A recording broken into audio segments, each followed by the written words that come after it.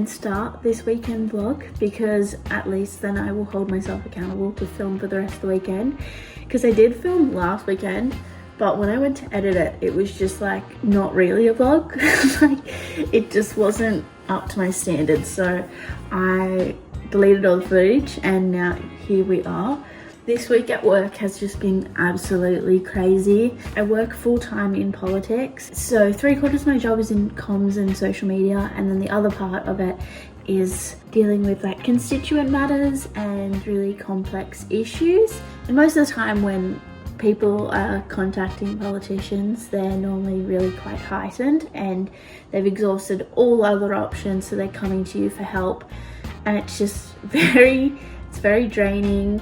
It's quite exhausting, and as like someone who empathizes with people and also gets I can sometimes get a really bad stutter and like an exhausting and quite taxing thing for me to be doing, because I'm so conscious of not saying the wrong thing with sensitive issues. But anyway, the week is done. I don't want to think about it anymore.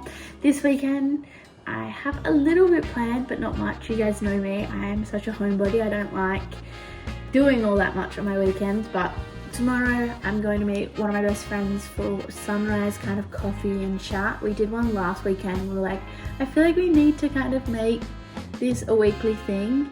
So I'll be doing that, and then I'm gonna pick a few things up for my mum, and I think Kale and I are probably gonna go to the driving range in the afternoon, which will be fun. Kale's actually on his way home now, picking up a takeaway, which I'm very excited. We're doing pizza tonight. I feel like it's just such like a Friday night kind of tradition. Anyway, let's get on with the rest of the vlog. Sorry, I've chatted my ear off, so let's get on to the rest of the vlog.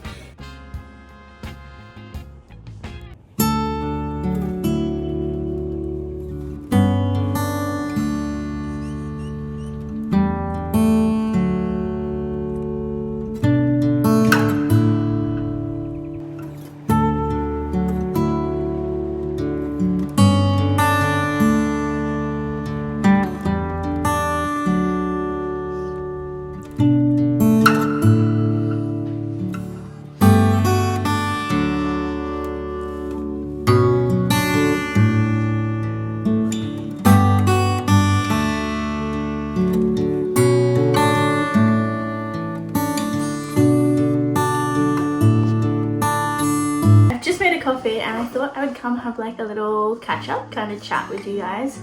Every time I sit in this chair to talk to you guys, there's this little bird that watches me every time I do it, and I'm not entirely sure why or what kind of bird it is, but that I've just not been doing great.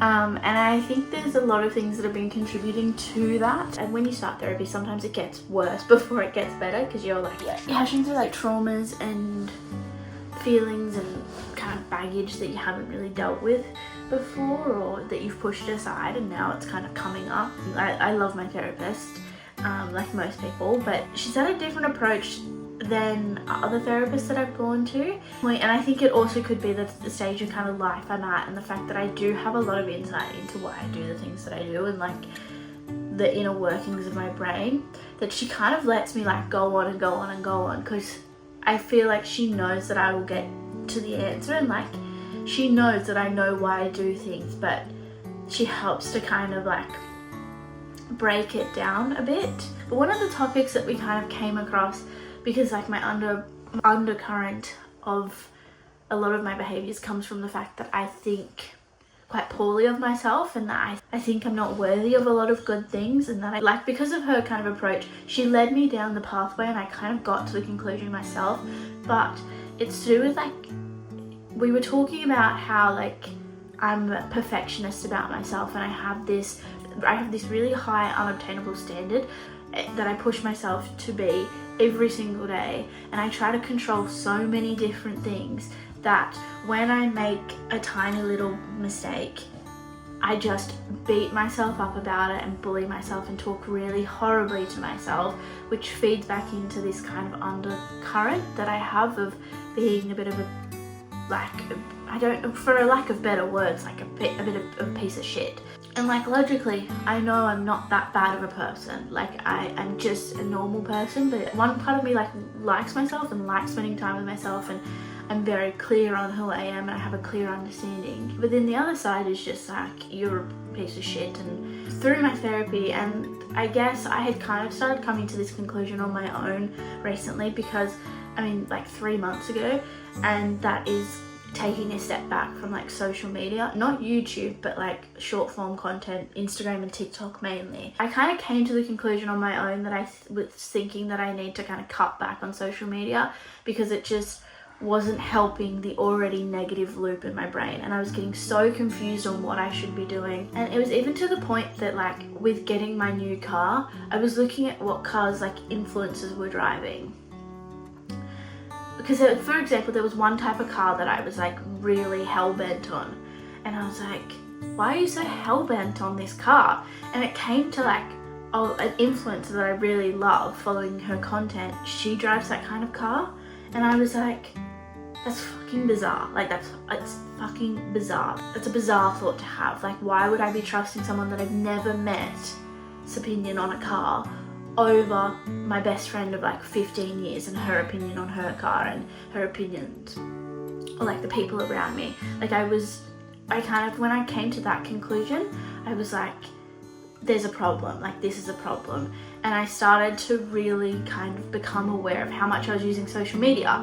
I have an addiction to this because it's so normalized. Like everyone is addicted to social media. And this also kind of started to come at a time where I started to get more interested in like the algorithms of social media. Part of my job, I was like learning about the algorithms and learning about behind the scenes of social media. And the more I came to find out about the algorithms, the more like kind of disgusted and like creeped out by it I got. So then I was just kind of like, I actually do have a problem, and I kind of need to fix it. So I downloaded the Opal app, and not to be dramatic, but it has like changed a lot of my habits and changed my relationship with social media, and has significantly helped my mental health.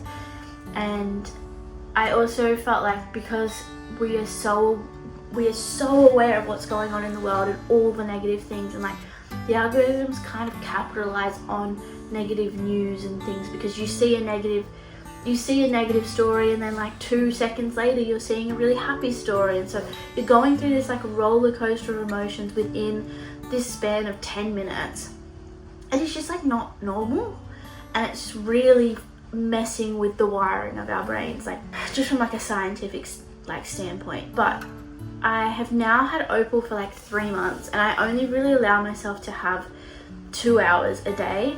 It's crazy how different I've started to feel and how much better it has been for my mental health, because just like I was feeling doom and gloom about the world, and it's hard not to when you're being fed like all the horrible things that are happening in the world. It was just perpetually fueling my kind of self-hatred that I already struggle with without social media to do it. But most of the time I'm off social media, and I just feel so much better. I have far more healthy boundaries with it. Like, it's not to say that it's fixed my mental health problems, but it's definitely improved them, that's for sure. And I feel a lot more optimistic about the world. I feel like I have so much more time. I feel like I value my time a lot more, that I am far more engaged with like the content I am consuming. So because I'm quite selective of it, because I know that I only have a limited amount of time on the platform, and I don't really want to spend it doom scrolling. Now I've been back like watching all my favorite creators' vlogs, I've been listening to podcasts more, I've been reading more, and I've just been having a better time online for sure. So I do highly recommend either deleting the social media apps, or like even now that I've got the Opal, I'm now thinking about just like deleting TikTok. Now, because I've also got my friends onto Opal, so we're all kind of like staying off the apps a lot more, which is like getting rid of that kind of FOMO feeling of like missing a message or missing a reel that they're sending. I mean, I highly recommend downloading the Opal app and like giving it a go. Just even if you don't think you have a problem, it's really interesting to kind of notice the difference.